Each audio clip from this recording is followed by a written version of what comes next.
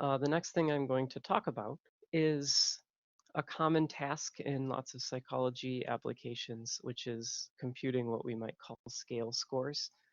That is taking a subset of variables in a data frame and computing a new variable that represents either a sum or a mean of the individual values in those existing variables element-wise or sort of row-wise.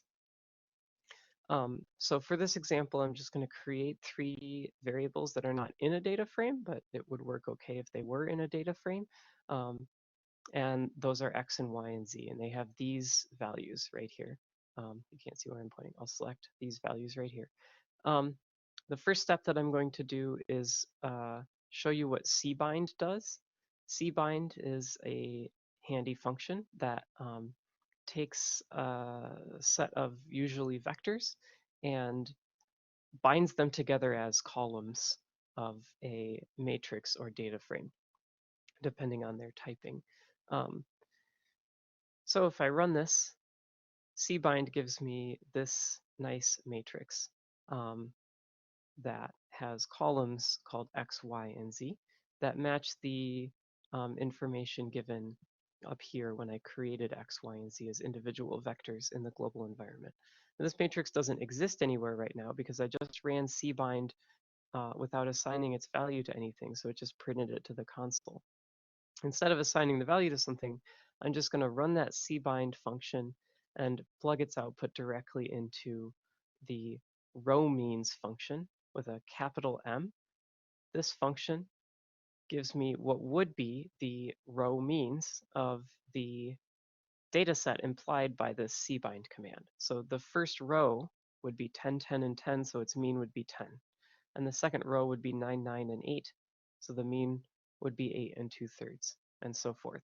In other words, this vector right here, the result of the row means function, would be each, if these were 10 participants with values on variables x, y, and z, and x, y, and z were supposed to be indicators of the same kind of scale, items on a scale, then the result of this row means function would be the score on that scale for each of the participants.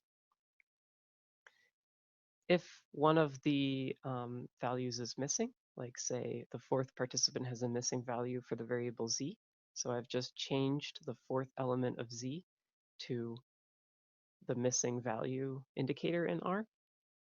Just show you that that worked. Here is z now. It has 3 valid values and then an NA, and then the rest of its values are still the same as before. If I run the row means function again, then the fourth scale score, if you want to think of it that way, is also missing. And that's because R is being honest and telling you that it does not know what the mean would be for that case, because it could be anything depending on what the true value of the fourth participant's score on the Z element would have been. Nonetheless, sometimes people want to calculate a mean anyway, but only based on the values that are available. So ignoring the missing value. And you can do that by adding an extra argument to row means, na.rm equals t, just like with the mean and standard deviation functions that I talked about maybe 2 sessions ago or last session.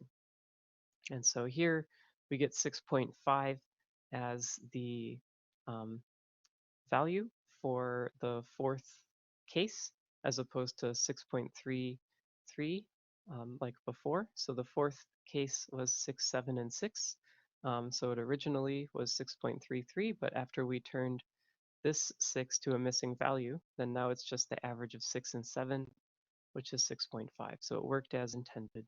And sometimes people use that for calculating scale scores. Keep in mind, if you do that for calculating a score on a multi-item scale, then you're essentially assuming that their response to the missing value would have been equal to the average of their responses on the other items on the scale. And that only makes sense if that item Well, it only makes sense under certain conditions, but it's especially likely not to make sense if that item is an unusual one on the scale, like one that people in general tend to agree with or disagree with much more than the other items on the same scale, which could happen if you purposely included some items on your scale that are um, extremely easy to agree with or difficult to agree with in order to capture uh, particularly extreme response styles.